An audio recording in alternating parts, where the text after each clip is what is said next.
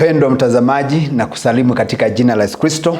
Kwenye studio ni Bishop Paul Elasia, ninayehudumu kanisa la Shiloh United Church of Christ, ambaye nakuletea kipindi cha Tumaini Lipo. Nataka nikushukuru mpendwa mtazamaji wangu kwa kipindi kilichopita cha wiki iliyopita, kwa wapendwa ambao waliweza kunipigia simu na kuniandikia jumbe zao na kusema ya kwamba kipindi kimekuwa cha baraka na kiliweza kuwabariki. Hivyo mpendwa mtazamaji, jioni nyingine njema Mungu ameweza kunipa. Ninahitaji kuweza kunena nawe neno la Mungu ambalo litakupa matumaini katika mambo unayoyapitia. Niruhusu niweze kuomba kisha tuweze kuingia katika neno la Mungu. Najua kwamba Mungu atakubariki. Baba wetu, katika jina la Yesu Kristo aliye hai, nakushukuru kwa sababu ya mpendwa mtazamaji wangu ambaye ako tayari kuandamana pamoja nami kwenye kipindi hiki cha Tumaini Lipo. Naomba neema yako na kibali chako ikaweza kuwa juu ya maisha yake. Kamsaidie mfalme wa rehema kuelewa neno hili, kulishika na kuliweka katika matendo, ili Bwana maisha yake yakaweza kuwa ya kubarikiwa. Na kushukuru kwa sababu wewe ni Mungu ambaye unatupa neno la kuweza kutupa nguvu na ushindi wakati mambo yanaonekana kwamba hayaendi vizuri. Unabaki kuitwa Mungu. Baba, ni asante kwa sababu utambariki mpendwa huyu, na ni katika jina la Yesu ninaomba na kuamini. Amen. Mpendwa mtazamaji, siku ya leo Mungu amenipa ujumbe mwingine ambao naamini ya kwamba utakuwa baraka kwako kama jinsi umekuwa baraka kwangu. Fungua nami kwenye kitabu cha Yohana mlango wa 5. Yohana mlango wa 5. Nitaanzia aya yake ya 2 hadi aya yake ya 9. Biblia inasema, basi huko Yerusalemu penye mlango wa kondoo pana birika itwayo kwa Kibrania Bethesda, nayo ina matao 5. Ndani ya hayo jamii kubwa ya wagonjwa walikuwa wamelala, vipofu, viwete, nao waliopooza, wakingoja maji yachemke. Kwa maana kuna wakati ambapo malaika hushuka akaingia katika ile birika akayatimbua maji. Basi yeye aliyeingia wa kwanza baada ya maji kutimbuliwa akapona ugonjwa wote uliompata. Na hapo palikuwa na mtu ambaye amekuwa hawezi muda wa miaka 38. Yesu alipomuona huyo amelala, naye akijua ya kuwa amekuwa hali hiyo siku nyingi, alimwambia, wataka kuwa mzima? Yule mgonjwa akamjibu, Bwana, mimi sina mtu wa kunitia birikani maji yanapotimbuliwa, ila wakati ninapokuja mimi, mtu mwingine hushuka mbele yangu. Yesu akamwambia, simama, jitwike godoro lako uende. Mara yule mtu akawa mzima, akajitwika godoro lake akaenda, nayo ilikuwa ni Sabato siku hiyo. Mpendwa mtazamaji wangu, najua neno hili ushalisoma juu ya huyu mtu ambaye alikaa kwenye lango ya Yerusalemu. Na pale kwenye lango la Yerusalemu maandiko yanasema ya kwamba kulikuwa na birika lenye iitwayo kwa Kibrania Bethesda, nayo ina matao 5, yani kama mikono 5. Ndani ya hayo jamii kubwa ya wagonjwa walikuwa wamelala, vipofu, viwete. Tumeelezwa vile watu wagonjwa wa aina mbalimbali walikuwa wakija ili waweze kupokea uponyaji kwa lile lango penye palikuwa na birika ambalo iliitwa Bethesda. Biblia inasema ya kwamba katika lile birika kuna wakati malaika alikuwa akishuka, na alipokuwa anashuka anayatimbua maji, na yule aliyekuwa wa kwanza kwenda mahali pale alikuwa anapona na kwenda nyumbani. Mpendwa mtazamaji wangu, kukawa kuna mtu ambaye alikuwa mahali pale na akawa ameishi kwenye ule mlango akingojea birika itibuliwe. Kabla hajafika, mwingine alishuka na akaweza kupona, akaenda.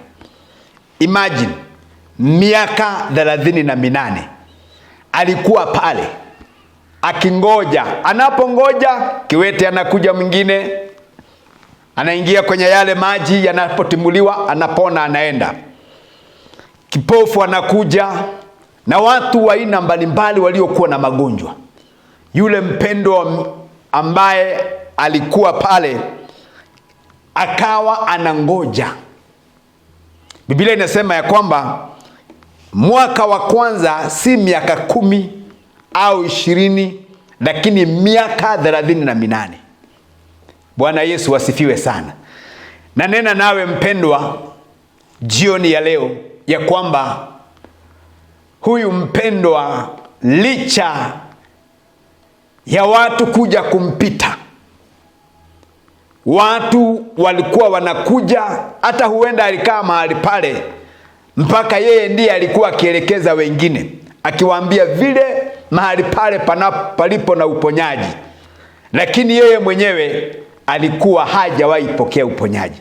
Hata huenda watu wangeuliza maswali, huyu mwenye kutuonesha birika ya kwamba ni mahali pale birika linatimbuliwa maji na watu wanapona, yeye anafanya nini mahali hapa? Watu huenda walienda wakiongea mambo mengi kumhusu, lakini yule mtu alikaa mahali pale. Maandiko yanasema ya kwamba alikaa mahali pale, watu wakipona wakienda, watu wakipokea uponyaji wao wakienda, naye aliishi mahali pale. Huenda alikaa mpaka akaonekana kwa watu wengine ni kama kikwazo.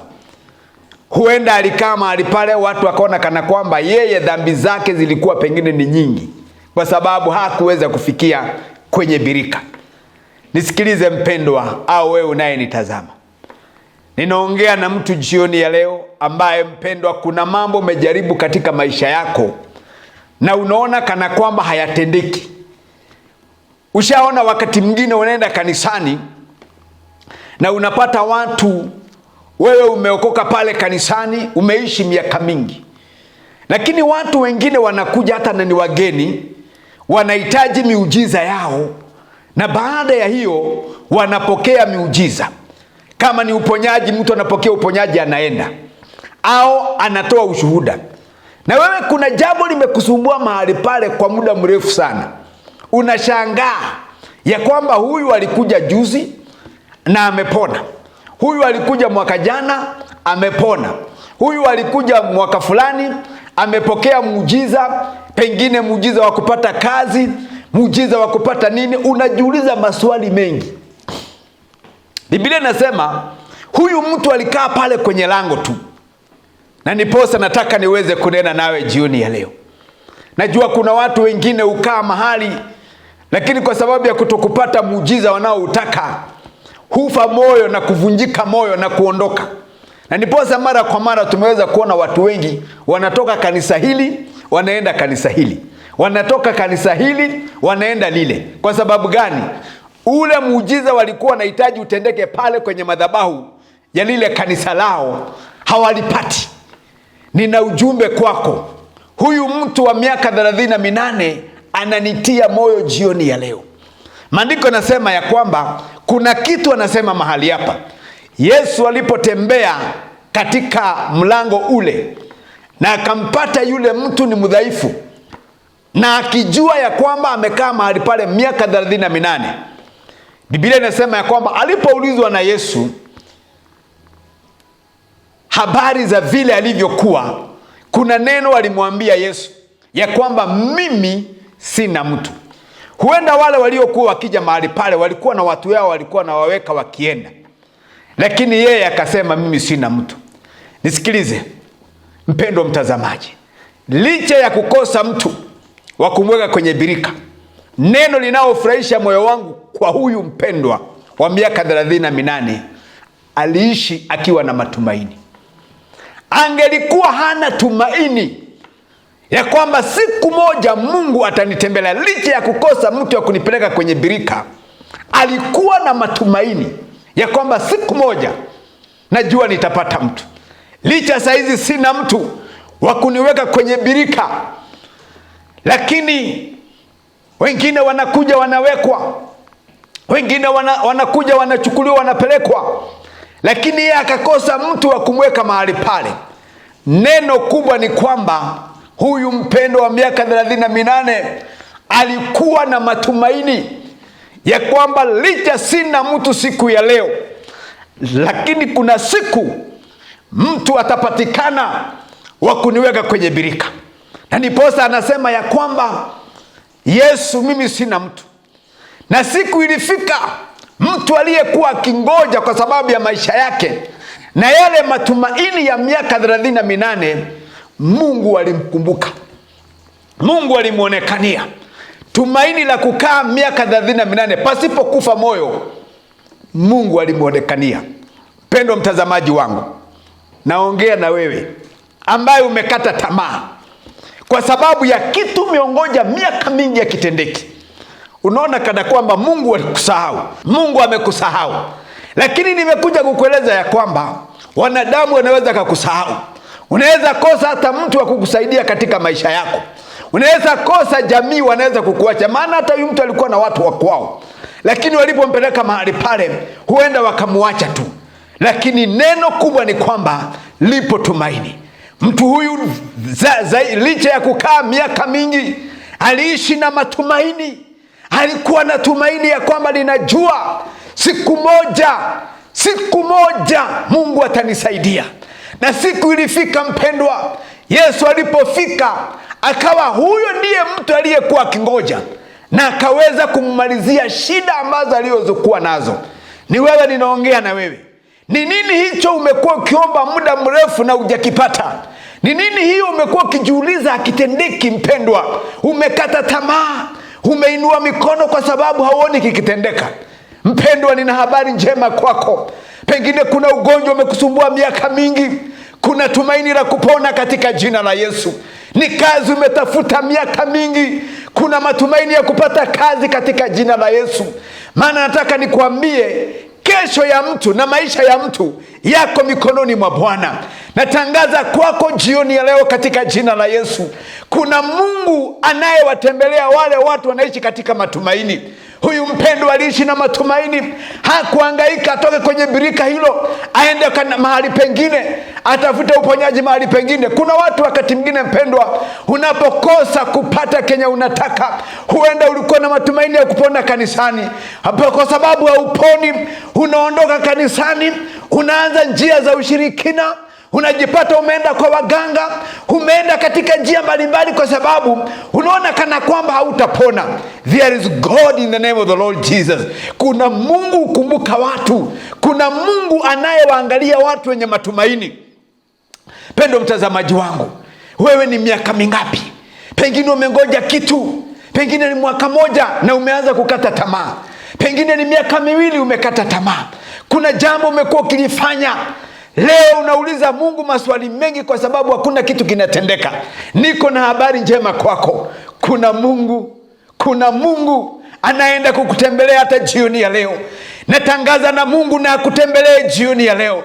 Na atembee kwa hiyo subira na matumaini ulio nayo. Mungu upendezwa na watu walio na matumaini. Wacha nikueleze jambo mpendwa. Wale watu ambao wana matumaini, hakuna siku Mungu anawaaibisha. Tumaini haliwezi kukuaibisha mpendwa. Kaa katika matumaini. Maana ndiposa nimekuletea ujumbe wa jioni ya leo. Lipo tumaini kwa wale watu wanamngoja Bwana.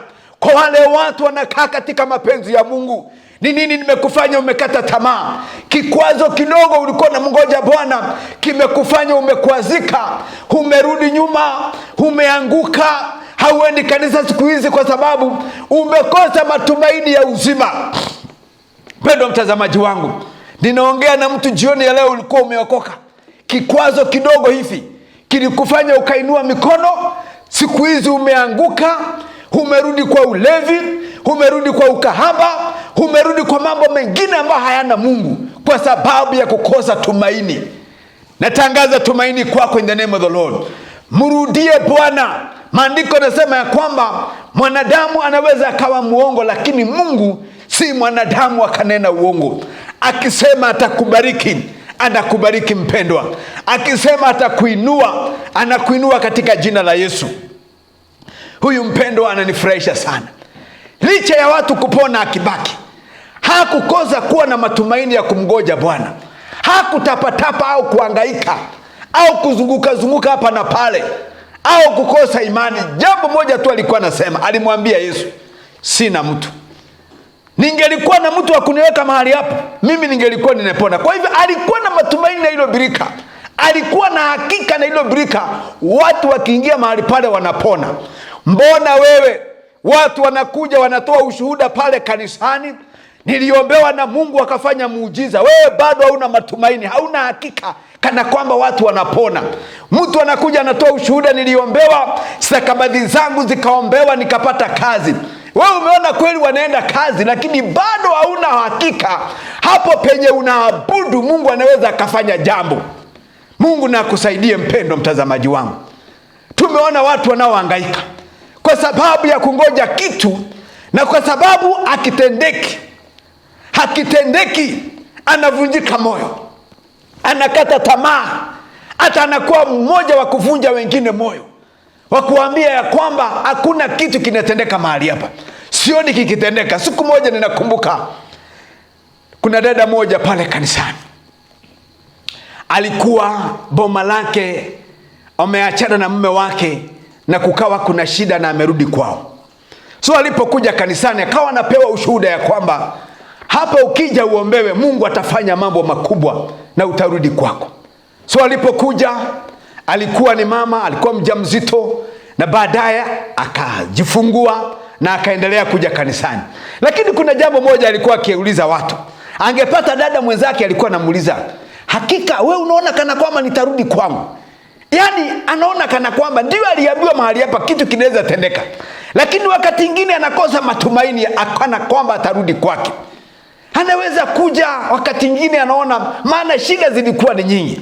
Alikuwa ametoka katika boma liliokuwa na mali, shida ni nyingi, umasikini, ukosefu wa pesa, anakosa mpaka sabuni, anakosa nini, alikuwa na shida. Akajifungua mtoto na akaendelea na shida mbalimbali kiasi hivi. Lakini siku moja akiwa kanisani, tulipomaliza ibada, alipotoka nje, kwa umbali akaona gari fulani, na kwa sababu huenda yeye alikuwa ametoa mawazo kwake, alipoliangalia akaambiwa na watu, kuna mtu anakuita kwa lile gari. Akasema, na ile gari inaonekana kama lilikuwa la mzee wangu kitambo. Kaambia ni mtu anakuita. Akasema wacha niende. Alipoenda akapata ni mume wake amekuja kumtafuta. Jina la Bwana litukuzwe.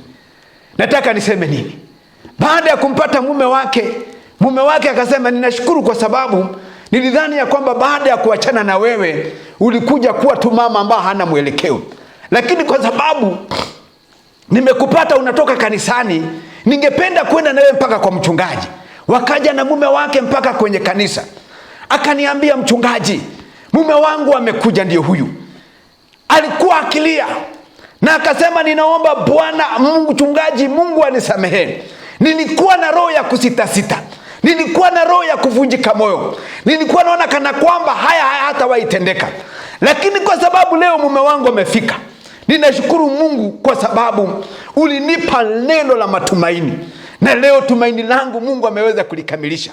Mpendo mtazamaji, nikawaombea na mume wake, nikawapa habari ya ushauri, na baadaye Mungu akamsaidia, wakaenda nyumbani wakaongea ile makosa ilikuweko, na leo tunapoongea na wewe, yule mama alirudi kwake, ako kwake, maisha yakaendelea. Kwa nini mpendwa? Licha ya kusitasita aliendelea kuwa na matumaini.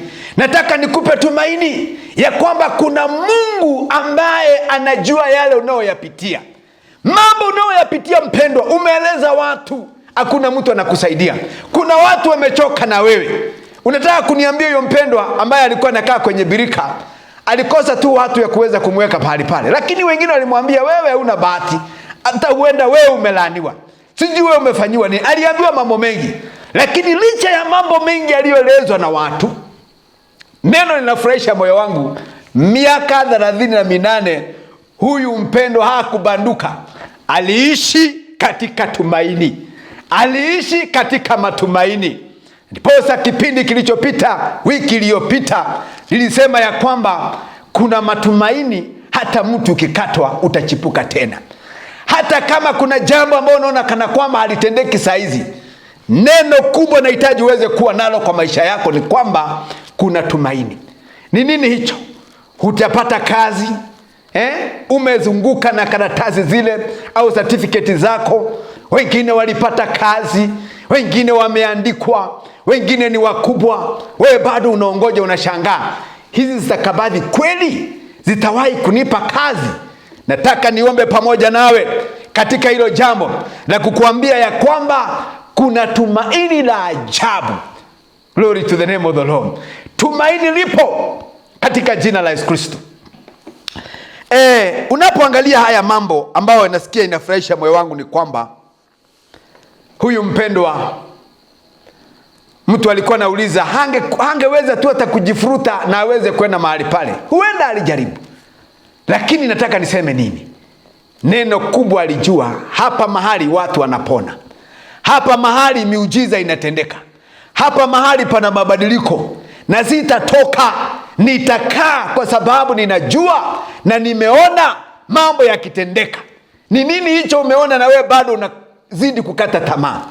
Ninaongea na wewe mpendwa, ambaye jioni ya leo unasikia imani yako imedidimia. Hata maombi yaliisha, unaombanga mambo mawili matatu kwa sababu ya vikwazo na majaribu na machungu nao yapitia yamekufanya mpendwa, tumaini halipo. Nimekutana na watu wakati mwingine, mtu ananena jambo, anasema mchungaji, nimefika mwisho. Nimefika mwisho kabisa, sijui kama hii inaweza tendeka. Mwisho wako ndio mwanzo wa Mungu. Hapo penye umefika mwisho, nataka tu niongeze jambo.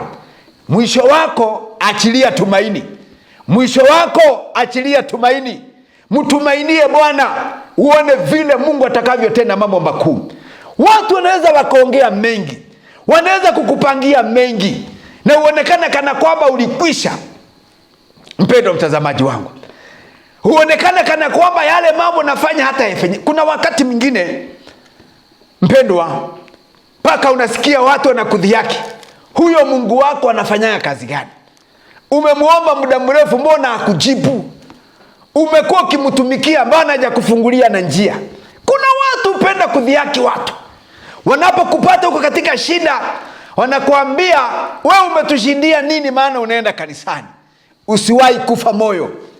Tumaini lipo. Tumaini lipo. Ikiwa huyu mpendo wa miaka 38 alikaa na tumaini, na mwisho tumaini lake likaweza kumfanya kupokea uponyaji. Unaona mahali hapa Yesu akamwambia, simama, jitwike godoro lako uende. Mara yule mtu akawa mzima, akajitwika godoro lake akaenda. Nayo ilikuwa ni Sabato siku hiyo. Kuna watu walimtazama, pengine akipita wanashangaa. Na ndiposa kuna wakati unasikia mtu anauliza, ni yeye au si yeye? Unajua kuna wakati unaweza kupatwa na shida nyingi na Mungu akakuinua. Watu wanaanza kuulizana, ni yeye au si yeye? Natangaza leo katika jina la Yesu Kristo, na muujiza huo na utendeke kwako. Watu waulizananga ya kwamba ni yeye au si yeye. Ni yeye amekuwa hivi, ni yeye Mungu amembariki, ni yeye anaweza kutembea. Maana huyu mpendwa alionekana akitembea penye wengine hawangeweza kufika, walimpata amefika. Penye walidhani hata kuwa, walimpata amekuwa mahali pale. Penye walidhani ya kwamba hataenda, walimpata akienda. Natangaza katika jina la Yesu Kristo, waliodhani ya kwamba utabaki katika shida unazozipitia, kuna Mungu katika mbingu atawaibisha katika jina la Yesu. Kuna Mungu mtetezi wa kipekee na kutetea in the name of the Lord. Tumaini ambalo liko ndani yako likusaidie na likuinue. Mambo unayoyapitia na yafike kikomo katika jina la Yesu Kristo. Na Mungu ndiye akukumbuke kwa hayo mambo ambayo unayapitia, aweze kuonekana. Aibu hiyo ambayo uko ndani yake inafika kikomo katika jina la Yesu Kristo. Mambo hayo ambayo unatafakari usiku na mchana, ambayo yanakufanya wakati mwingine unasikia hauna amani, kuwa na tumaini katika Bwana. Wanaomtumainia Bwana hakuna siku Mungu anawaaibisha. Wanaomtumainia Bwana hakuna siku Mungu anawaacha. Ni nini hilo ambalo unakaa ukiuliza? Kuna watu nimekutana nao wakati mwingine na wakaniambia, mchungaji, sisi tulisoma, au mzazi anasema, nilisomesha watoto hawa wangu nikijua ya kwamba siku moja watanisaidia, lakini leo wamekuwa walevi. Wengine sijui ni majambazi, wengine hakuna kitu. Maisha ni magumu kwa ile familia. Nisikilize mpendwa, tukawa tunaomba kwa sababu ya matumaini, wana ushuhuda Mungu anafanya jambo. Hata na wewe mpendwa, hapo penye unaona kwamba hakuna kitu kinaweza endelea, ulikata tamaa, niko kwenye studio hii ya Stewards TV kukuambia kwamba kuna tumaini. Na wale wanaomtumainia Mungu, hakuna siku hata moja Mungu anawaibisha. Hakuna siku hata moja Mungu anawaibisha wale wenye matumaini. Ni miaka mingapi umeongojea ukitaka kumuona Mungu? Ni miaka mingapi? Ni nini hicho? Wakati mwingine umekata tamaa. Mambo unayoyasikia makanisani, mambo ambayo unayaona hapa na pale, yanakufanya unaona kana kwamba Mungu hajibu maombi. Niko kwenye studio hii kukuambia kwamba kuna tumaini. Niruhusu mpendwa niweze kuomba pamoja nawe, maana Mungu ni mwaminifu na ninajua ya kwamba hata kuaibisha. Mungu atakuinua. Wakati wa Mungu kukuinua ndio huu sasa. Acha tuombe na wewe na uwe na tumaini ya kwamba unaenda kushinda, unaenda kubarikiwa, milango inaenda kufunguka katika jina la Yesu. Baba wetu, katika jina la Yesu ninakushukuru. Asante kwa mtazamaji wangu ambaye amesikiza ujumbe huu, ya kwamba kulikuweko na mtu mwenye alikuwa mgonjwa miaka 38. Licha ya hiyo maisha magumu akawa na matumaini. Hakuhangaika, hakurudi nyuma. Alikaa kwenye birika akingoja mtu wa kumweka kwenye birika. Na Yesu alipofika, maisha ya yule mpendwa yalibadilika. Ninamwombea huyo dada, namwombea huyo ndugu, namwombea huyo kijana ambaye ameishi akiuliza maswali, ni siku gani Mungu atanikumbuka? Baba unayetenda mambo makubwa, achilia neema. Achilia neema ya uponyaji. Achilia neema ya kupata kazi. Achilia neema ya milango kufunguka. Achilia neema ya wokovu in the name of the Lord juu ya familia hiyo. Ikumbuke vile ulivyomkumbuka yule mpendwa wa miaka 38 na maisha yake ikabadilika. Waliomkejeli wakaaibika. Maaibishe maadui zetu, wanaona kana kwamba Mungu tunayemwabudu hawezi akafanya jambo. Na iwe ushuhuda jioni ya leo ya kwamba Bwana umetenda. Na ni katika jina la Yesu aliye Bwana na Mwokozi nimeomba. Mungu akubariki mpendwa. Kwenye studio amekuwa Bishop Paul Lasia, na hudumu na kanisa naitwa Shiloh United Church of Christ, mahali panaitwa Cheramei pale Jua Kali.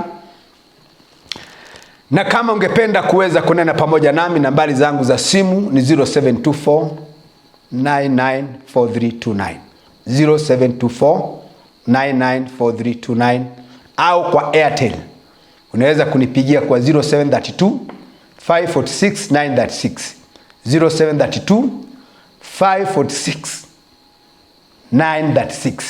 Na ukinipigia tunaweza kuongea au niandikie ujumbe na Mungu atakubariki. Hadi kipindi kingine, Mungu akitujalia, na kutakia baraka lenye tumaini la Kristo, na Bwana akubariki. Shalom, shalom. Tumaini.